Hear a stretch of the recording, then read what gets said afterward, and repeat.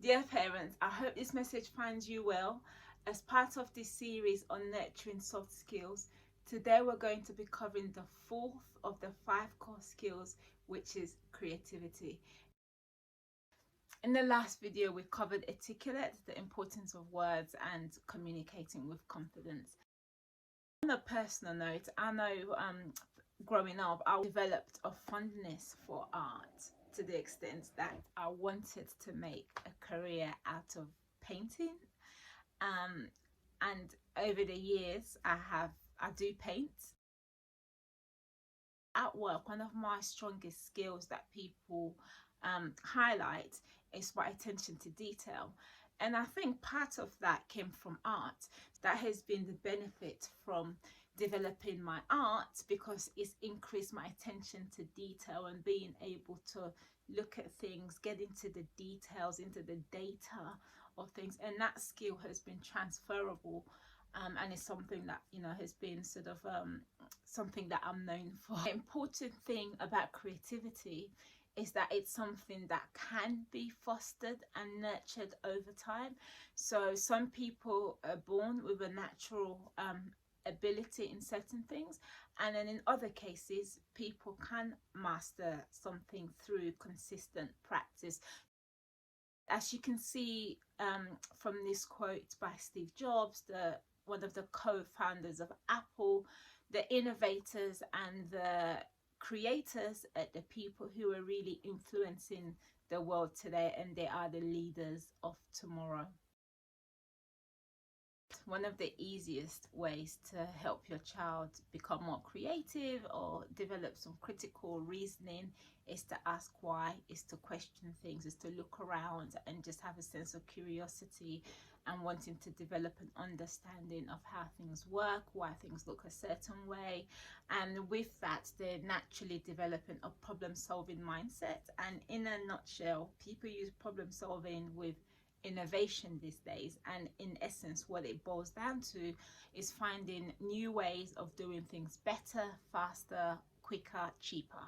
So that is really innovation. And until you start to question things and understand why things work a certain way, you're not going to be able to add value. So it's only when you have questioned and understood why something looks this way or why it works that way, then can you then be in a position to know exactly where and how to add value. So that when we look at products like Apple, they've been very successful, is because year after year they're thinking of ways to make their products better, to make it easier. Sometimes I find it a little bit scary that sometimes these devices are so smart that they can almost predict. Sometimes I'll go into a map, and before I type in the postcode, it gives me a suggestion based on perhaps where I've been before or where I tend to go more frequently. That is all innovation. That's because someone took the time to almost map out the human journey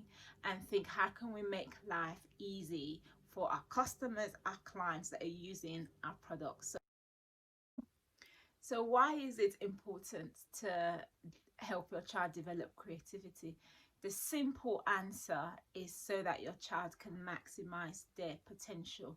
For example, if your child never buys a sketch pad and attempts to draw, how can they know that they can't draw? And in the same way, if you never try to sing or try to run or try to perform in a drama production, how can you be sure that you're not good at these things? It also helps them to be able to discern between what's fake news and the actual real news. In the book, I talk about the concept of the left brain and the right brain, how one side is more creative and the other side is sort of more logic, reasoning and analytical. So an added benefit of developing this creative outlet is that you're using more parts of the brain. There's increased activity, and the more increased activity you have between both sides of the brain leads to cumulative benefits.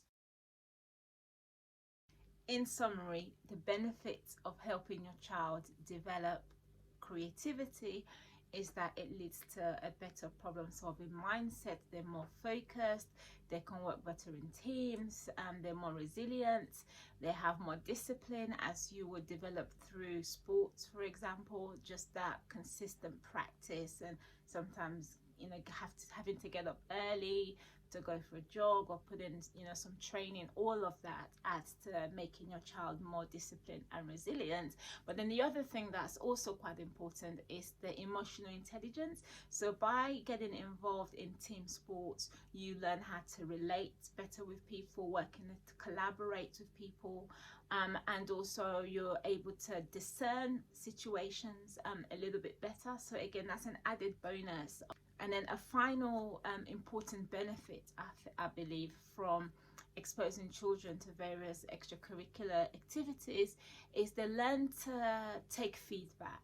So the earlier on that your child's able to take on constructive feedback that would help them improve in one area and develop, and they've learned to not, you know, be defensive, that would also carry them through life, because being able to receive constructive or strong feedback is a key skill to master. I say that because that's something that I've also had to work on. I remember probably around the age of, you know, 22, 23 was really the first memory I have of receiving feedback. So I was working for an investment bank, and I went through kind of the 360, you know, review process, and that was quite an eye-opener, because it's interesting how people perceive, or sometimes we think we project ourselves a certain way, or we have an idea of what we think we are.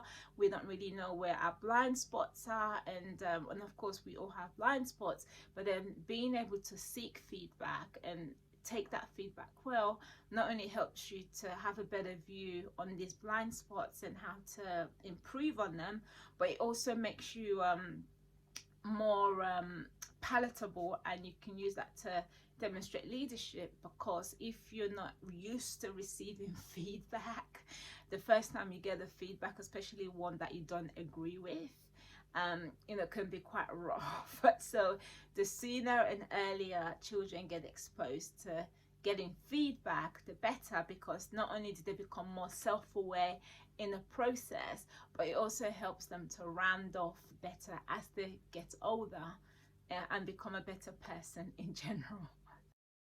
So in summary, the key is that there is a lost opportunity when we don't nurture our children or encourage them to have varied interest across broad subjects, which it not only increases their cognitive performance, but it also makes them more rounded. It increases their emotional intelligence, it increases their leadership skills, it makes them more resilient, more disciplined, and also more self-aware, who will grow up to become responsible individuals in society, who will contribute, who will influence, and overall add value and make the world a better place. That is how your child will stand out, will maximize the potential, and be one of the architects of the future. In the next video, we're going to be moving on to the final of these 5 core skills, which is happy. So a key tip I will probably share ahead of that video is the one and the easiest way to make your child happy is to make sure they have enough sleep. Until next time, thank you for your time.